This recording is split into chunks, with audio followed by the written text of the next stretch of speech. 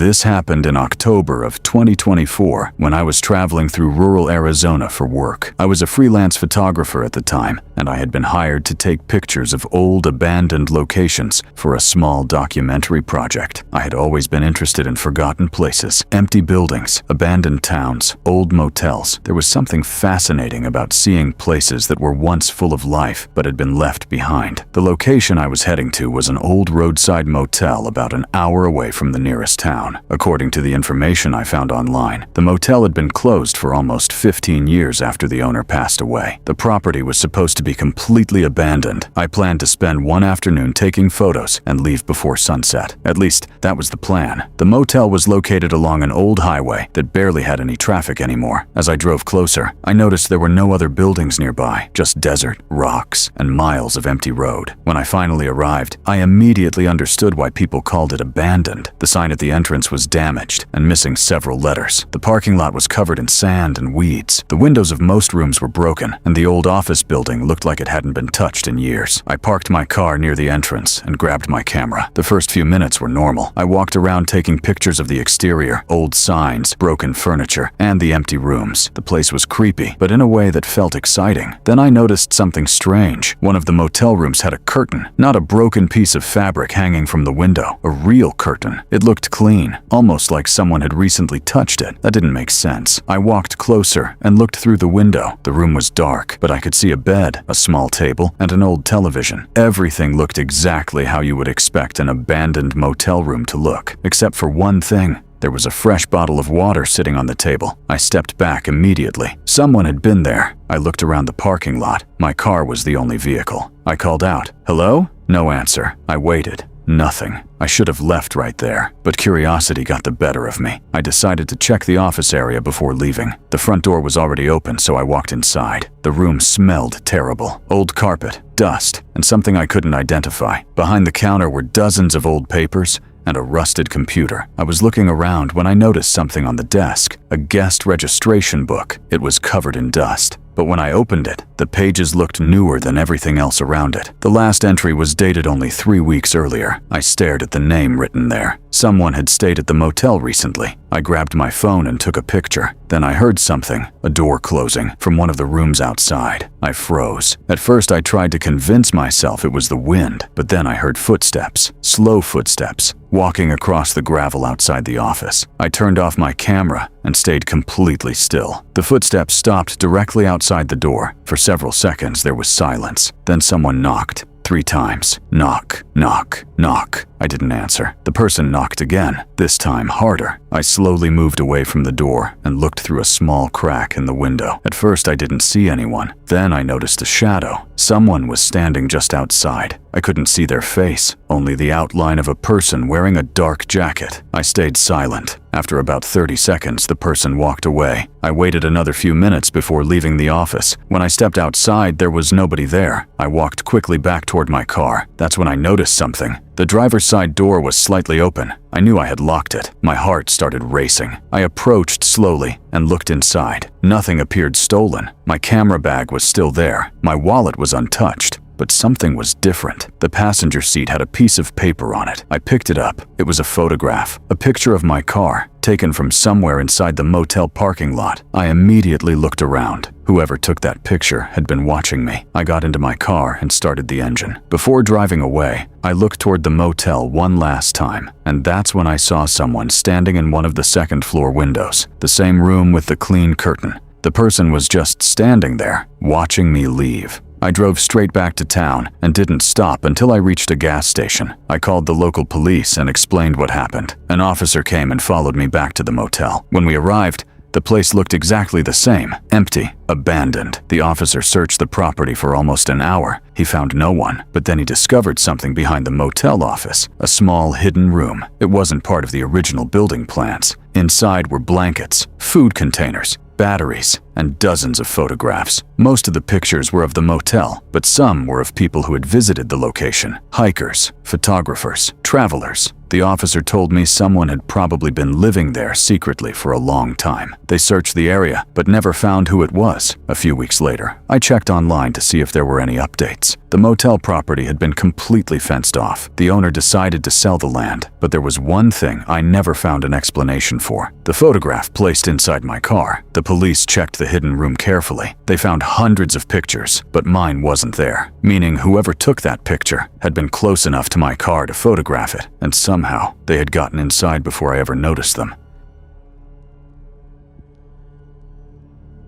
This happened in the spring of 2024, back when I had just started streaming video games on Twitch as a hobby. I wasn't popular by any means. On a good night, maybe 15 or 20 people would watch. Most of the same usernames showed up every stream, and after a while, I started recognizing them. One of those usernames was Northstar. At first, they seemed like the perfect viewer. They were always polite, donated a few dollars here and there, and were usually one of the first people to join my streams. They never said anything inappropriate. If anything, they were quieter than everyone else. After about a month, they sent me a private message asking if I had Discord. I did. I figured there was nothing wrong with adding someone who had been watching my streams for weeks. We talked occasionally about games, movies, and work. They claimed they were around my age and lived a few states away. Nothing about the conversation stood out as strange. Then little things started happening. One afternoon, I posted a picture of my lunch on Instagram. About 5 minutes later, Northstar messaged me. "That cafe has really good coffee too." I hadn't tagged the location. I assumed they somehow recognized the place from the background. A week later, I uploaded a picture of a sunset from my apartment balcony. Again, a message arrived almost immediately. "Nice view, 3rd floor, right?" That one made me pause. I replied, asking how they knew that. They answered with a laughing emoji. "Lucky guess." I told myself not to overthink it. Over the next few weeks, the messages became more frequent. "Long day at work. You usually get home around 6, don't you? You should be more careful walking alone at night." Every message made me a little more uncomfortable. I stopped responding. Northstar didn't. The messages kept coming. Then one night, while I was streaming, someone donated $10 with a message that simply read, "Turn around."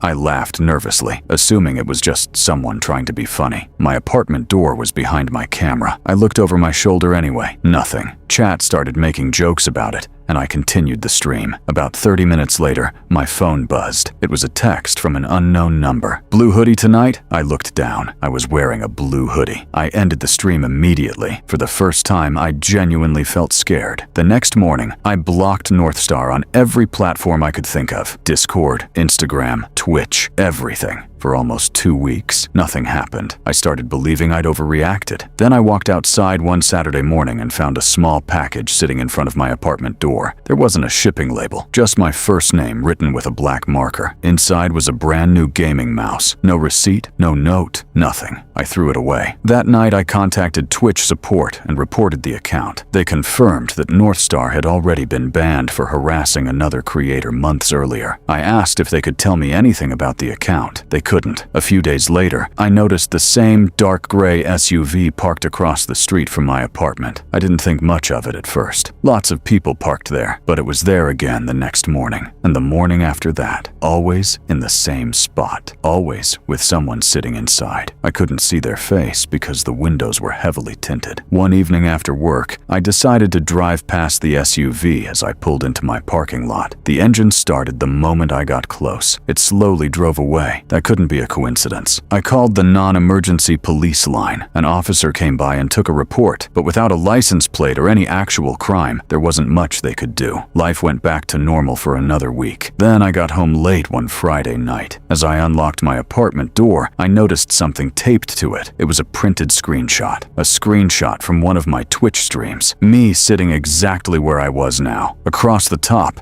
someone had written, "See you next stream." I didn't even go inside. I called 911 from the hallway. While I waited for officers, I stood near the stairwell watching the parking lot. About 10 minutes later, I saw the gray SUV again. It rolled slowly past the entrance. This time, the headlights turned off before it stopped. The driver's door opened. A man stepped out wearing a baseball cap and dark jacket. He looked directly toward my building. Then police lights appeared around the corner. The man immediately got back into the SUV and sped away. Officers officers tried to follow him, but lost sight of the vehicle within minutes. Over the next several days, detectives reviewed security cameras from nearby businesses. One camera caught the SUV circling my apartment complex multiple nights over the previous month. Another showed the same vehicle parked outside the cafe where I'd posted that lunch photo. A week later, police identified the owner. It wasn't someone from another state. He lived less than 20 minutes away. When they searched his apartment with a warrant, they found folders filled with printed screenshots from dozens of small streamers and content creators. Mine wasn't the only one. Detectives later told me he deliberately targeted people with small audiences because he believed they were more likely to respond to messages. I stopped streaming for almost a year after that. Eventually, I came back, but under a different username, with different social media accounts, and I never share anything about where I live or places I visit until long after I've left. The strangest part of the entire experience wasn't that someone found me online. It was learning that, according to the investigators, the man had started watching my streams nearly 3 months before he ever sent his first message. Which means, by the time I noticed his username, he already knew far more about me than I knew about him.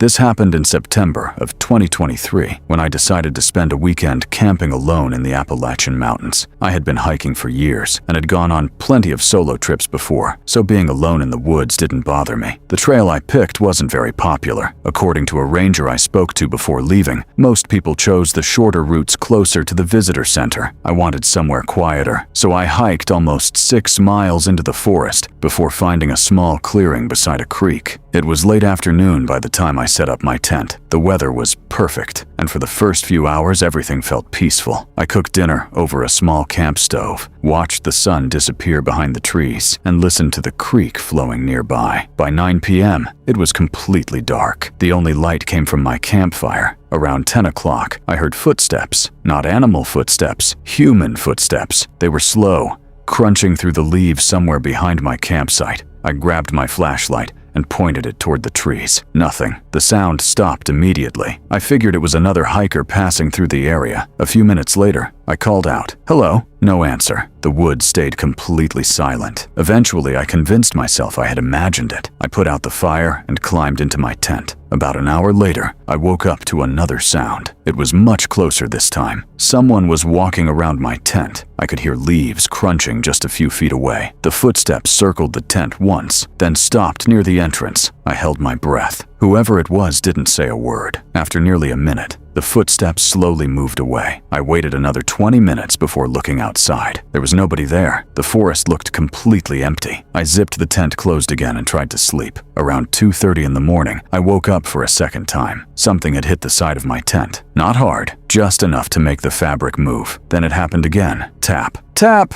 tap. 3 slow taps. I reached for my flashlight and switched it on. The light shined through the tent wall, but I couldn't see anyone outside. Then I heard a man's voice, quiet, almost whispering. "You can come out now." Every hair on my body stood up. I didn't answer. The voice came again. "I know you're awake." I stayed perfectly still. After a long silence, I heard footsteps walking away toward the trees. I spent the rest of the night awake. Just before sunrise, I finally fell asleep. When I woke up around 7 a.m., the first thing I noticed was that my backpack was gone. It had been sitting outside the tent beside a log. Inside were my food, wallet, car keys, and phone charger. I searched around the campsite. Nothing. Then I noticed fresh boot prints leading into the woods. I followed them for about 50 yards before stopping. Hanging from a tree branch was my backpack, completely empty. Everything inside had been removed except one item, a folded piece of paper. I opened it. It simply said, "Wrong campsite." I didn't understand what it meant. I packed the rest of my gear as fast as I could and started hiking back toward the trailhead.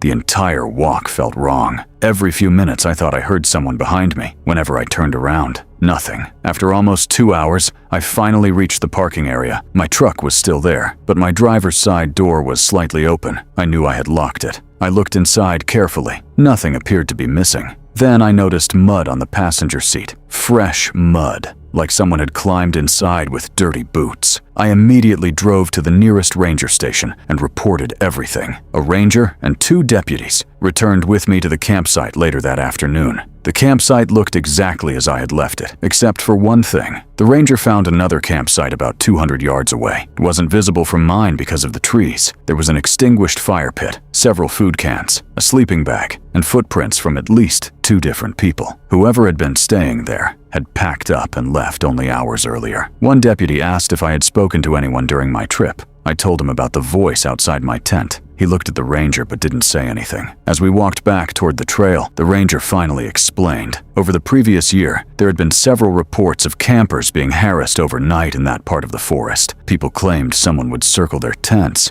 whisper outside, or steal small items without ever confronting them directly. Nobody had ever been caught. Before leaving, one of the deputies handed me back the note they'd collected as evidence. He said they didn't think it would help identify anyone. I looked at it one more time before throwing it away. That's when I noticed something I had missed earlier. The words, "wrong campsite," weren't written on the front of the paper. They were written on the back. The front was a printed reservation confirmation, not mine, someone else's. It listed another campsite less than half a mile away, along with the camper's full name. Whoever had been outside my tent that night hadn't been looking for me. They had gone to the wrong campsite first. I still think about that whenever I hear people say they enjoy camping alone, because if they realized they had the wrong tent, I sometimes wonder what happened to the person whose name was printed on that reservation.